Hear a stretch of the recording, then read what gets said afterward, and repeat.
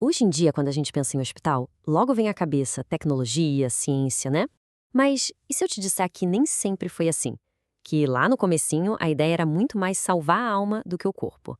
Pois é, a gente vai mergulhar nessa jornada incrível para entender como o hospital mudou tanto e como a psicologia se tornou uma peça-chave para trazer de volta o lado humano do cuidado. Então, para a gente entender essa história toda, nosso roteiro é esse aqui. Primeiro, a gente volta lá na origem dos hospitais.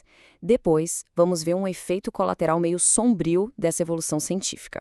Aí sim, a gente chega na psicologia e numa de suas ferramentas mais importantes nesse contexto. E por fim, a gente encara a realidade de hoje. Vamos nessa? Então, para começar, vamos dar um passo atrás e entender essa virada de chave, essa transformação radical do que é um hospital. Pois é, essa pergunta parece simples, né? Mas a resposta. Ah, a resposta mudou. E muito com o tempo. Não era nada do que a gente imagina hoje. Olha que diferença brutal. Antes, o hospital era um lugar de acolhimento para os pobres, um lugar de isolamento e, principalmente, um lugar para garantir a salvação da alma. Hoje, é o epicentro da ciência médica, focado totalmente na cura do corpo, na investigação de doenças. E essa linha do tempo aqui, ela conta essa história de um jeito muito visual. A gente sai desses morredouros, onde se ia para morrer com alguma dignidade espiritual, e entra na era da ciência. E aí, mais tarde, em 1954, a psicologia chega. Chega justamente para tentar resgatar o ser humano no meio de tanta máquina e procedimento. Só que toda essa revolução científica, todo esse foco na doença, teve um efeito colateral. Um custo humano que talvez ninguém esperava. É o que a gente chama de despersonalização. É aquele processo, sabe, quando a pessoa que está ali sofrendo deixa de ser vista como uma pessoa.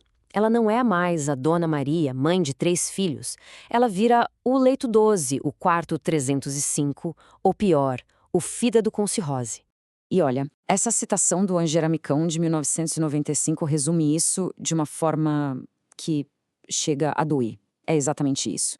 A pessoa perde o nome, a identidade e vira um objeto de estudo. E não um sujeito que sente, que tem medo, que tem uma história. E foi aí, nesse cenário de desumanização, que a psicologia entrou em cena, como uma força para remar contra essa maré. O nosso marco zero aqui no Brasil foi em 1954. Foi quando a psicóloga Matilde Neder, uma pioneira, foi chamada para trabalhar no hospital. A missão dela, dar suporte para pacientes que estavam apavorados antes e depois de cirurgias. Era uma resposta direta a essa necessidade de olhar para a pessoa e não só para a doença. E aqui está a grande virada de chave. O foco deixou de ser apenas fazer o paciente se adaptar às regras do hospital e passou a ser entender o que essa pessoa está sentindo. Abrir um espaço para escutar a subjetividade, os medos, as angústias, a experiência única de cada um. E para fazer isso, o trabalho do psicólogo hospitalar não é só com o paciente, não. Ele se baseia no que a gente chama de tríade de atuação. Ou seja, ele olha para o paciente, claro, mas também para a família, que está sofrendo junto, e para a própria equipe de saúde, que vive sob um estresse absurdo. É um trabalho de integração. Ok, mas para trabalhar nesse ambiente que é uma loucura, né, um ritmo acelerado, muita pressão, era preciso uma ferramenta específica feita sob a medida. E é aí que entra uma técnica fundamental, a psicoterapia breve. O mais fascinante sobre a psicoterapia breve é de onde ela veio.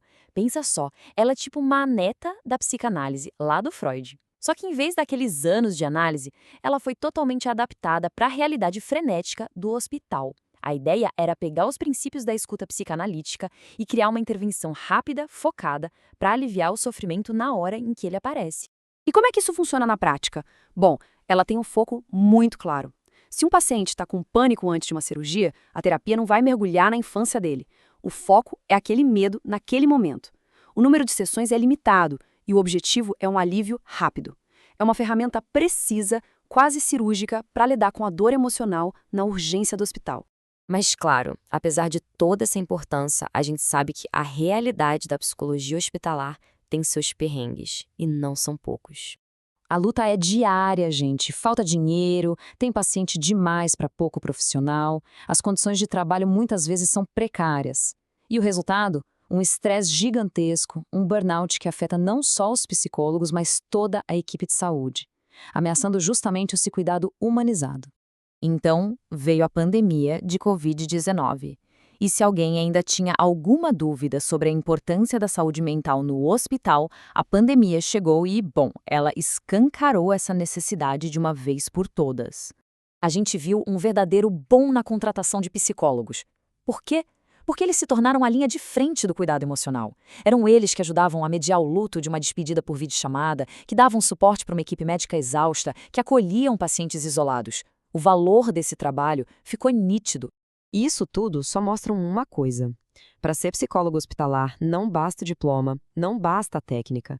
É preciso ter uma flexibilidade, um jogo de cintura, sabe? Aquela capacidade de dançar conforme a música no meio do caos, de lidar com a burocracia, com a dor, com a morte, tudo ao mesmo tempo.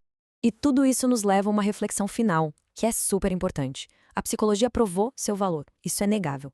Mas num cenário onde os sistemas de saúde estão sempre no limite, sempre com poucos recursos, como a gente garante que esse lado humano do cuidado, a dignidade do paciente, continue sendo prioridade?